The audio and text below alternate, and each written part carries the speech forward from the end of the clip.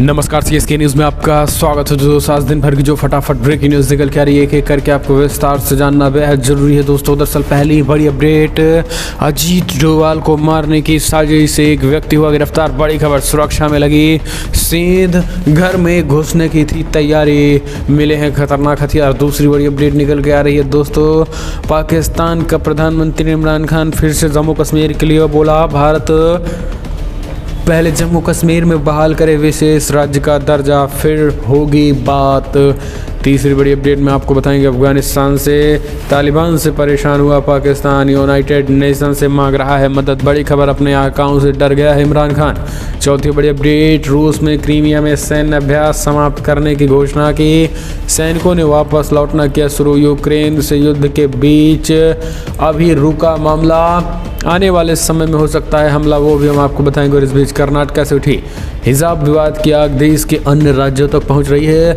आगरा में ताजमहल के बाहर हुआ हंगामा, मध्य प्रदेश में जारी है विरोध प्रदर्शन। तो एक एक करके दोस्तों आपको बताएंगे। जहां अमेरिका ने भी कर ली है पूरी तैयारी, बोले रूस ने अगर यूक्रेन पर हमला किया तो मुंह तोड़ जवाब देंगे। तो एक एक करके आपको विस्तार से बताएंगे, लेकिन उससे पहले छोटा सा मेरा अपने चैनल को तक सब्सक्राइब नहीं किया तो पल पल के अपडेट के लिए चैनल को सब्सक्राइब करना ना भूले। दोस्तों दरअसल पहली बड़ी अपडेट निकल के आ रही है, एनएसए अजीत डोभाल के घर में घुसपैठ की बड़ी कोशिश। एनएसए अजीत डोभाल के मारने के बाद पकड़े जाने पर बोला शख्स शरीर में चिप लगी है, कोई कंट्रोल अलग कर रहा है। दरअसल देश के राष्ट्रीय सुरक्षा सलाहकार अजीत डोभाल के आवास में एक अज्ञात व्यक्ति ने घुसने की कोशिश की और जिसके बाद सुरक्षा बलों ने उन्हें रोककर हिरासत में ले लिया। मामले की जांच शुरू कर दी गई और इस बात की जानकारी दिल्ली पुलिस के सूत्रों ने दी है। दिल्ली पुलिस ने बताया है कि प्राथमिक जांच के मुताबिक वो मानसिक रूप से अभी कहीं न कहीं एक तरीके से ठीक है। किराए की कार चला रहा था। आरोपी शख्स इसी कार में बैठकर आवास में घुसने की कोशिश कर रहा था और उसकी जाँच दिल्ली पुलिस की स्पेशल सेल कर रही है। मीडिया रिपोर्ट के अनुसार पूछताछ में शख्स ने दावा किया किसी ने उसके शरीर में चिप लगा दी है और उसे कंट्रोल किया जा रहा है, लेकिन पुलिस ने कहा है कि फिलहाल ये जांच का विषय और जांच जारी है।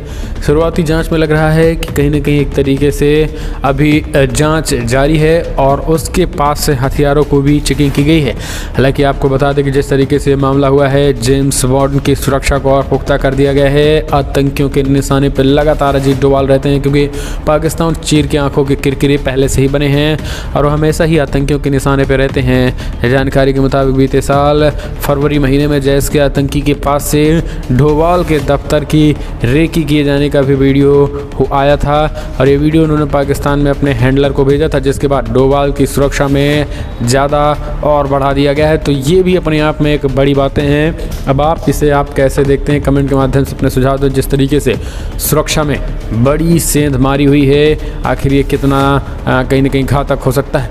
एक और अपडेट लेते हैं दोस्तों, बिग ब्रेकिंग निकल के आ रही है, जहां पर पाकिस्तान का प्रधानमंत्री इमरान खान तालिबान के सामने टेका घुटने।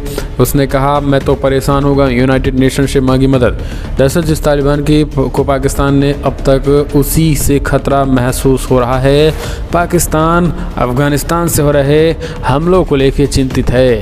पाकिस्तान ने संयुक्त राष्ट्र सुरक्षा परिषद से उन मास्टरमाइंड्स को जवाबदेह ठहराने का आग्रह किया है जो अपने क्षेत्र में सीमा पार आतंकवादी हमलों का समर्थन करना जारी रखते हैं। आपको बता दें पिछले कुछ दिनों में पाकिस्तान के बलूचिस्तान में कई हमले हुए हैं और पिछले 3 हमलों में पाकिस्तान सेना के 17 सैनिक मारे गए हैं। इसके साथ ही सेना के एक अधिकारी की भी मौत हो गई है। Pakistan inter services public relation ने इन हमलों के बाद कहा था कि बलूचिस्तान में हमले करने वाले अफगानिस्तान और भारत में अपने आकाओं के बीच बातचीत कर रहे थे, जिसे अपने इंटरसेप्ट किया था।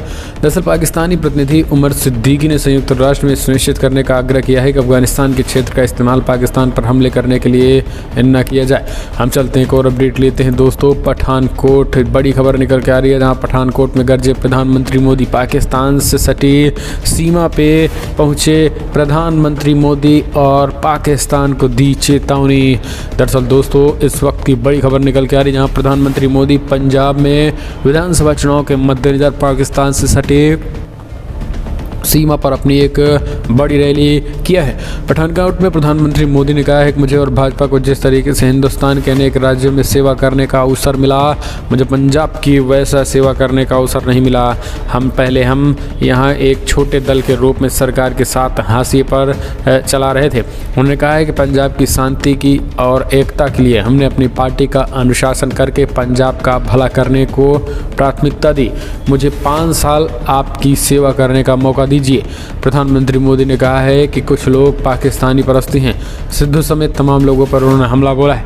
इसके साथ उन्होंने कहा है कि आज हमारे नेतृत्व में देश आगे बढ़ रहा है और हम चाहते हैं कि पंजाब दीजिए ताकि अब कहीं ना कहीं एक तरीके से पंजाब भी आगे बढ़ सके और विकास के पथ पर पंजाब अग्रसर हो सके।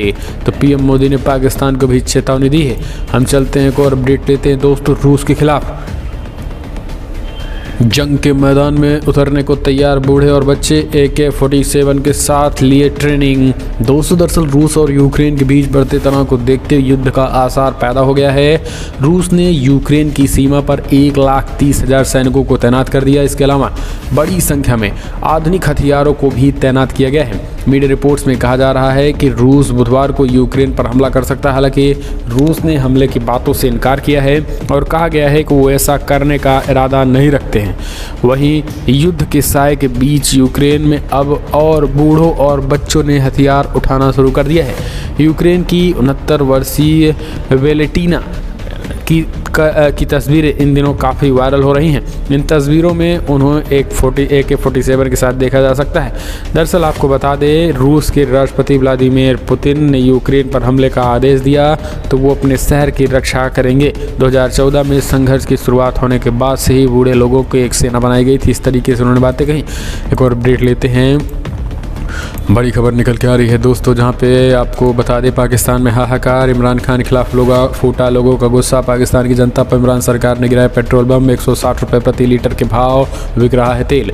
पाकिस्तानी सरकार ने मंगलवार को पेट्रोलियम उत्पादों की कीमतों में 12 रुपये प्रति लीटर तक की बढ़ोतरी करके जनता पर पेट्रोल बम गिरा दिया है। सरकारी सूचना के अनुसार पेट्रोल की कीमतों 12 रुपये प्रति लीटर और हाई स्पीड डीजल की कीमत में 9.5 रुपये प्रति लीटर की वृद्धि की गई है।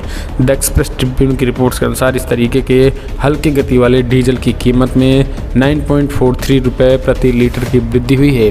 वहीं मिट्टी के तेल में 10 रुपये प्रति लीटर की वृद्धि की गई है। तो ये एक बड़ी खबर निकल के आ रही है। हालांकि आपको बता दें, अब इन बढ़े दामों का जोरदार तरीके से विरोध हो रहा है और कहीं ना कहीं एक तरीके से लोगों में गुस्सा फूट पड़ा है और उनका कहना है कि ये सारी चीज़ें बर्दाश्त नहीं की जाएंगी और जितने बड़े पैमाने पे इस तरीके से कहीं ना कहीं दाम बढ़े हैं वो कहीं ना कहीं भारी पड़ने वाला है। हम चलते हैं एक और अपडेट लेते हैं दोस्तों। बिग ब्रेकिंग निकल के आ रही है। आपको बता दें, कर्नाटका से उठी हिजाब विवाद की आग देश के अन्य राज्यों तक पहुंची। आगरा में ताजमहल के बाहर हुआ हंगामा। मध्य प्रदेश में जारी है विरोध प्रदर्शन। कर्नाटका से उठी हिजाब विवाद की आग अब देश के अन्य राज्यों तक पहुंच चुकी है। हिजाब विवाद को लेकर उत्तर प्रदेश के आगरा में ताजमहल के बाहर जमकर हंगामा हुआ। इसके अलावा मध्य प्रदेश में कई स्थानों पर नारेबाजी की गई। प्रशासन ने जांच के आदेश दे दिए हैं और हिजाब विवाद को लेकर आगरा में बवाल हुआ। मीडिया रिपोर्ट्स के अनुसार BHP से जुड़े लोग ताजमहल के बीच भगवा पहनकर हनुमान चालीसा पढ़ने लगे। हालांकि पुलिस ने उनको रोक दिया। दुर्गा वाहिनी के क्षेत्रीय संयोजक रीना शर्मा ने कहा है कि हिजाब के समर्थन वाले लोग कल बोलेंगे कि नमाज स्कूल में पढ़ेंगे, लेकिन देश में ऐसा नहीं चलेगा। तो इस तरीके से उन्होंने ये बड़ा हमला बोला है। एक और अपडेट लेते हैं। बड़ी खबर, एक्सपर्ट का दावा ताइवान पर है और आक्रामक हो सकता है चीन, युद्ध के बड़े आसार। दोस्तों, रूस और यूक्रेन तनाव के बीच चीन की राजधानी बीजिंग में चल रही विंटर ओलंपिक खेलों की चर्चा भी जोरों पे है। अमेरिका के बाद अब यूक्रेन के ने भी ये कहकर सनसनी फैला दी है कि रूस इन गेम्स के बीच 16 फरवरी को उस पर हमला कर सकता है। ये दावा एक्सपर्ट ने किया है और जानकारी की तरफ से यहाँ तक कहा गया है कि रूस यूक्रेन तनाव के बीच चीन रूस के बीच बनते नए समीकरणों में भविष्य में शी जिनपिंग की अधिक फायदा होगा। इस बीच आपको बता दें, यूक्रेन के बीच तनाव लगातार बढ़ रहा है और सीधा कहीं ना कहीं बढ़ते तनाव के बीच जहाँ एक तरफ रशिया और यूक्रेन तो वहीं चाइना और ताइवान के बीच तनाव बढ़ रहा है। एक और अपडेट लेते हैं दोस्तों, बड़ी खबर, पाकिस्तान दिवालिया होने के कगार पर, इमरान खान की सत्ता के 3.5 साल में साख धूमिल हो रही है। दरअसल दोस्तों, इमरान खान को पाकिस्तान की सत्ता संभालने 3.5 साल हो चुके हैं। अभी तक तो वो सरकार बचाने में सफल नहीं रहे, लेकिन अब आगे ज़्यादा देर तक बचे रहना मुश्किल नज़र आता है। इमरान की तहरीक इंसाफ पार्टी काफ़ी कमज़ोर हो गई है और साख खो चुकी है। पार्टी को स्थानीय निकाय चुनाव में मिली करारी हार इमरान की लोकप्रियता में आई कमी की तरफ इशारा कर रही है। यही कारण है कि इमरान खान की अब जो है नैया डूब चुकी है और इमरान खान के खिलाफ जनता उठ खड़ी हुई है। महंगाई भी पूरी तरीके से बढ़ चुकी है। इमरान खान की मुसीबत में तालिबान भी आ गया है, तो लगातार चौतरफा बढ़ रहे हैं। हम चलते हैं एक और अपडेट, रूसी संसद ने पुतिन से कहा पूर्वी यूक्रेन को बनाओ अलग देश। तो दूसरी तरफ अमेरिका ने कहा अगर हमला हुआ तो फिर बर्बाद हो जाएगा रशिया। रूसी संसद के निचले सदन में राष्ट्रपति व्लादिमीर पुतिन से पूर्वी यूक्रेन में 2 रूसी समर्थित अलग क्षेत्रों को स्वतंत्र के रूप में मान्यता देने के लिए मतदान किया। यूरोपीय यूनियन ने मॉस्को से इस पर अमल नहीं करने की अपील की। पुतिन समर्थक सत्तारूढ़ यूनाइटेड रशिया पार्टी के सदस्य वोलोडिन ने कहा है कि अपील तुरंत क्रेमलिन की भेजी जाएगी। हालांकि ये साफ नहीं है कि क्रेमलिन को इनकी समीक्षा करने में कितना वक्त लगेगा। स्वघोषित डोनेट्स्क और लुहांस्क पीपल्स रिपब्लिकन की मान्यता पूर्वी यूक्रेन शांति प्रक्रिया को मार सकती है। हम चलते हैं एक और अपडेट लेते हैं दोस्तों, बिग ब्रेकिंग निकल के आ रही है, जहाँ पे आपको बता दें जम्मू कश्मीर में घाटी में SIA की कई जगहों पर रात भर कार्रवाई। ISI 10 आतंकी मददगार गिरफ्तार, जैश सरगनाओं के निर्देश पर कर रहे थे काम। राज्य जांच एजेंसी ने दक्षिण और मध्य कश्मीर के 10 अलग अलग स्थानों पर रात भर छापेमारी की। आतंकवाद समेत अन्य घटनाओं में शामिल लोगों के खिलाफ घाटी में ये कार्रवाई की गई है। पुलिस अधिकारियों के मुताबिक जैश ए मोहम्मद से जुड़े लोगों और उनके लिए काम करने वाले स्थानीय मददगारों के खिलाफ कार्रवाई की गई। देर रात तक विभिन्न जगहों पर हुई कार्रवाई में 10 लोगों को गिरफ्तार किया गया और उनके खिलाफ कार्रवाई की जा रही है। पकड़े गए आतंकी मददगार सरगनाओं के निर्देश पर विभिन्न आपराधिक घटनाओं को अंजाम दे रहे हैं। अधिकारियों ने बताया है कि ये कार्रवाई जारी रहेगी। आतंकवाद और अलगाववाद से जुड़े अपराधों की जांच के लिए जम्मू कश्मीर सरकार ने हाल ही में राज्य जांच एजेंसी SI का गठन किया है। हम चलते हैं एक और अपडेट लेते हैं, बड़ी खबर निकल के आ रही है दोस्तों, आपको बता दें जहाँ पे दिल्ली पुलिस का 75वां स्थापना दिवस, गृहमंत्री अमित शाह ने ली परेड की सलामी, का अगले 25 साल का रोड मैप तैयार करेंगे। देश की राजधानी दिल्ली में दिल्ली पुलिस के 75वें स्थापना दिवस मनाया गया और केंद्रीय गृहमंत्री अमित शाह ने दिल्ली पुलिस के 75वें स्थापना दिवस समारोह में शिरकत की। गृहमंत्री अमित शाह ने दिल्ली पुलिस परेड की सलामी ली और दिल्ली पुलिस स्थापना दिवस परेड के मौके पे केंद्रीय गृहमंत्री अमित शाह मौके पे गृहमंत्री अमित शाह ने कहा कि मैं दिल्ली पुलिस को कोविड-19 महामारी और दिल्ली दंगों के दौरान निभाई गई भूमिका और विशेष रूप से दंगों की निष्पक्षता और सख्ती से जांच करने के लिए बधाई देता हूं। उन्होंने इस मौके पर कहा है कि दिल्ली पुलिस अगले 5 साल और 25 साल के बेहतर लक्ष्यों के साथ रोड मैप तैयार करे।